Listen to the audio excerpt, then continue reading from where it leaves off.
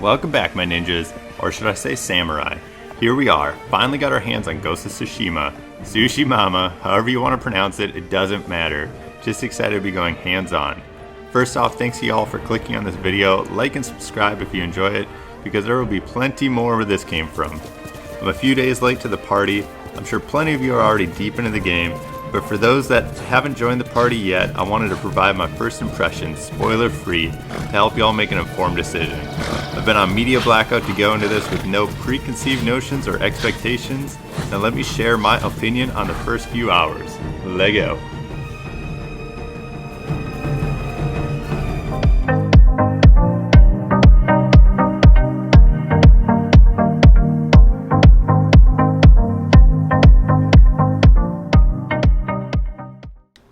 Alright guys and gals, welcome back to another episode of Chronic Completionist, and today we are bringing to you Ghosts of Tsushima and my first impressions.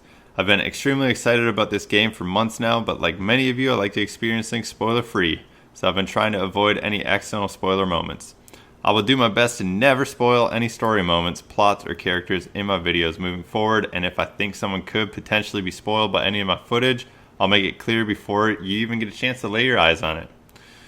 So what is Ghost of Tsushima? It's an open-world samurai game coming to us from Sucker Punch Studios about feudal Japan being overrun by Mongols. Using your sword and wits, you must try to fight off the invaders.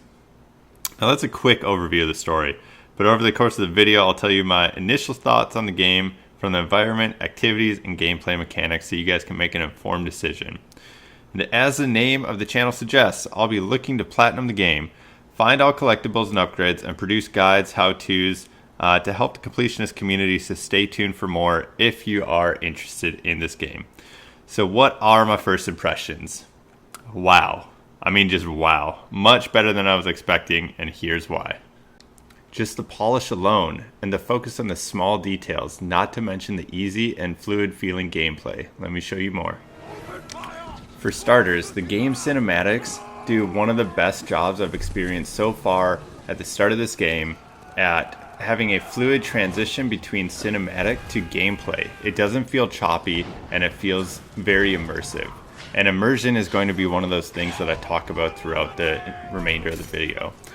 Right here, as you can see, this is the start of the game. I haven't done really any tutorial yet. This game hasn't really taught me how to attack or anything. And before I know it, I'm thrust onto a horse, running straight into the Mongols and trying to utilize skills that I haven't even harnessed yet, and it felt natural immediately upon picking up the controller to play, and within selecting just a couple buttons I already knew how to attack. Through previous game experiences I had an expectation on which buttons were dodge and which buttons were block, and it just felt natural. So this leads into my first wow moment with the impression of the game. Not to mention the opening cinematics, not to mention the amazing graphics and attention to detail, but the environmental scale of the game. As you can see looking around here, it looks and it feels like I'm on a battlefield, but it doesn't feel like I'm just in a confined location where I know this is the only spot that there's fighting going on. It feels like behind that cliff, over every wall, miles away, there is fighting going on, and I can almost feel it, I can almost sense it, and that really engages the immersion that much more. So think about that as the footage continues to play in the background for the rest of the video. The scale and how it never feels like anything is too big or too small. Like sometimes you're in certain games, it feels like the environment that you're in is staged, or it feels like it's too small, it's not accurate to life. Other times it feels like it's too big and you don't feel like you're capable of having a clear understanding of what's going on around you. That brings me to the next thing that caught my attention within the first couple hours of the gameplay, which is the attention to detail. The scale and sizes were appropriate, but these small, minute things did not go untouched and unloved as well. As there's fires burning, they don't feel like they're staged, they feel like they're in appropriate places, and the smoke is up in the air, billowing into creating a cloudy, dusky condition around you. The ashes are falling all around you, creating a beautiful and intense combat scene. if you look closely in some of the cutscenes, you can actually see sweat dripping down faces. Like you can feel it feels like you're in the heat of Japan, and you can sense how hot these guys are. I don't know if I've ever like noticed that in a game before. It's just like tiny beads of sweat dripping off of people's faces. It really adds to the graphics and the attention to detail and the love and care that you can sense that they put into the game, like focusing on something that small. It just felt like movies don't even show that properly sometimes. The final thing I want to talk about with the environment is the color schemes and how they utilized the drastic differences in area, location, and colors to really make you feel immersed in that area. The combat zones and the battlefield feel dark and gray and gloomy, like you're in a battle. There's a scene where you're doing a tutorial and you're surrounded by falling leaves that reminded me of like cherry blossoms. And as you're doing the tutorial in this area, I was almost having a hard time doing the tutorial because I was so taken aback by how beautiful this area was, and the leaves that are kicking up at your feet, and just the small details.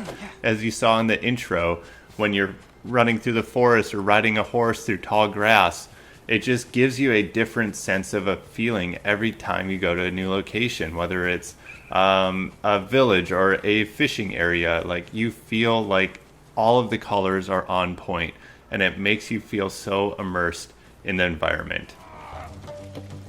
Okay, we get it. Environment is beautiful, attention to detail is strong, great first impressions there, but it doesn't matter how pretty a game is, it doesn't matter how much love and attention was put into a game, nobody is going to want to play it if the combat isn't good. So how is the combat in this game? So far, first impression, I'm loving it. It seems simple but fluid, and it makes you feel powerful and weak at the same time. So, main buttons starting off the game right now are square and triangle, pretty typical. Square is your quick attack, where triangle is your strong attack used to wear down stamina and break guards. You can also hold L1 to block and press L1 with the correct timing to deflect an attack as a parry, which I love in games. I'm a sucker for games that allow you to parry. I just feel like it makes you look cool, it makes you feel cool, but I usually get myself in trouble trying to do them too frequently. But I'm extremely happy they're implemented here, and they feel like they're implemented well. As you can see, as you're finishing off enemies, you're doing a sort of finishing move on them, where you're not just slashing through them where they look like they're awkwardly falling off to the side. It feels like you satisfyingly finished every engagement. You can also press O to roll, which some weapons require the use of because, at least at the moment, not sure about later in the game, you can't parry them, things like spears. How about your health bar? It's the red bar at the bottom left of your screen with the yellow circles above it. Those circles are called resolve, which fill as you engage in combat. So combat is not just rewarding for the fun of it, but to fill your resolve meter as well, which you use for heals at the start of the game and later can be used for other activities. So it makes it look, as you're watching my gameplay, that I'm just tearing through the enemies and I'm overpowered. As you can see right there, not the case. If you make too many missed parries, too many missed attempts, if you get too overconfident, the enemies are going to tear through you as well and finish you off in a brutal way, making you feel like you just got wrecked, which I personally love. I love being pushed to improve, and it makes you feel that much more engaged. This is on normal difficulty, and so far it feels like a perfect balance. I can see myself trying hard for fun and in the future, but right now it just feels right. I feel strong and overpowered when I make the right button inputs at the right time, but I also feel like I can't just walk through everything. I feel like I need to pay attention to what the enemies are doing and position myself appropriately. Movement feels good, feels natural, and it feels smooth. The game almost doesn't need a tutorial or prompts on how to climb or move over objects, it just feels natural. How about stealth? For those of you that are the type of people that really enjoy stealth in a game, this game has it. There's ways to hide and ways to assassinate. Now, I've never been a big fan of stealth in games. I find it tedious, not very satisfying. I also hate certain games that have levels dedicated to stealth, and I hate making it through the level almost to the end just to make one mistake and alert everyone, making the whole thing feel like a wasted effort. I am so far extremely surprised at how much I like getting some stealthy kills. The game provides you with a hearing skill that basically reminded me of using the Witcher's sense. For those of you that our Witcher 3 fans out there, and the assassinations actually felt rewarding to accomplish. Overall, I'm really enjoying the combat. The combat loop so far is addicting. There's just the right amount of lull in between combat engagements that makes you excited and look forward to getting back to the next fight. As for the other activities, I'm sure you guys are also wondering what this game has in store for you outside of combat and outside of a beautiful environment. Well, like I said, it's an open world game. There will be main quests, side quests, exploration, collectibles, upgrades, skill points, you name it. One thing of note is that this game really seems focused on immersion, as I mentioned before. So instead of mind-numbing waypoints to follow, you actually have the wind as your directional guide. One way that you can actually get the wind to activate and show you where you need to go is you can open the map and set a waypoint. And then you use the directional input on the touchpad to get the wind to blow in the direction that you need it to. It reminds me a lot of the Scoutfly system in Monster Hunter World, where although you're getting to where you need to go, it's not by distracting means like a bright yellow line to follow or an arrow pointing you in the right direction. All in all, I'm really looking forward to the exploration portion of this game and exploring the world much deeper, and I plan to upload videos on this weekly. So overall, this game has captured my attention with its stunning landscapes, has me addicted to the combat, and looking forward to my next encounter, and appears to have enough activities to keep me coming back for more for hours to come. First impressions are important, and what I've seen from the first few hours was very impressive. Now, this is not a review of the game. However, my initial amount of playtime, I have no doubt that if you're looking for a new game to try, enjoy open world games or sword combat with fluid movement systems, you will get your money's worth out of this one. If you're still not sure or you just want to watch more on it before making a decision, come back to this channel and find out more. Hopefully I can provide some entertainment, and for the ones that are out there playing the game right now, I really want to be able to provide information for you and give back to the community. I will most definitely provide a review for the game once I've finished it to its fullest, but wanted to provide my initial thoughts. Hope to see y'all back here. Let me know in the comments how you like the game so far, your thoughts on the mechanics, what could be improved, and what Sucker Punch did well. Also, please let me know what y'all want to see in the future. This content is for you and for the completionist community.